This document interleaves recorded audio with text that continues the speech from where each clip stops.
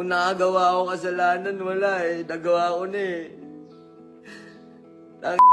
Toyo, kayo may kasalanan nun.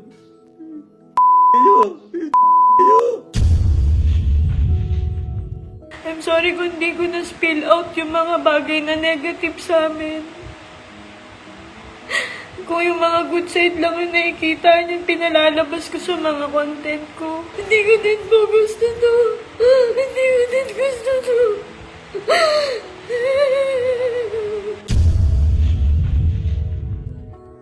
Total, nasira na rin naman ng pamilya ko.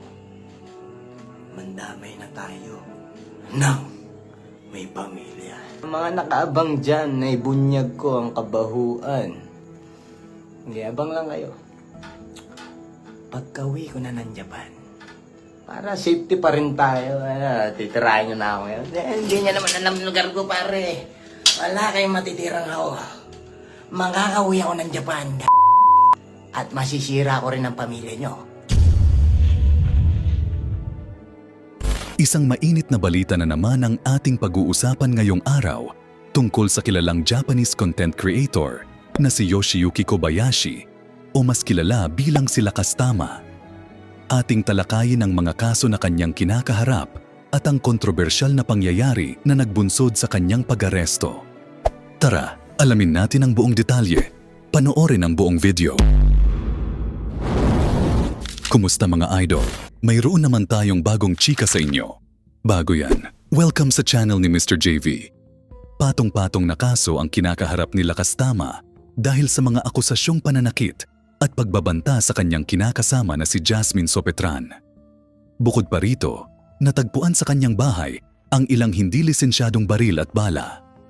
Nag-ugat ang kanyang pag-aresto nang dumulog si Jasmine sa Parañaque City Police Station sa women's desk upang ireklamo ang pisikal at emosyonal na pang-aabuso na kanyang dinaranas mula kay Lakas Tama. Ayon sa ulat ng Southern Police District, tinakot umano ni Lakas Tama ang biktima, bantaang papatayin gamit ang baril.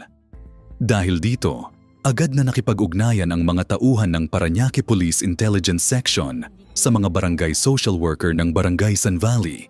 At sa tulong nila, naaresto si Lakas Tama mismo sa kanilang tahanan.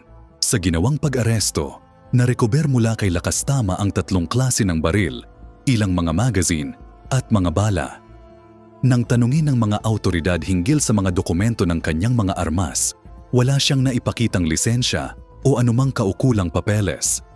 Dahil dito, isinampa laban sa kanya ang kasong grave threat, paglabag sa Anti-Violence Against Women and Their Children Act of 2004 at Comprehensive Firearms and Ammunition Regulation Act.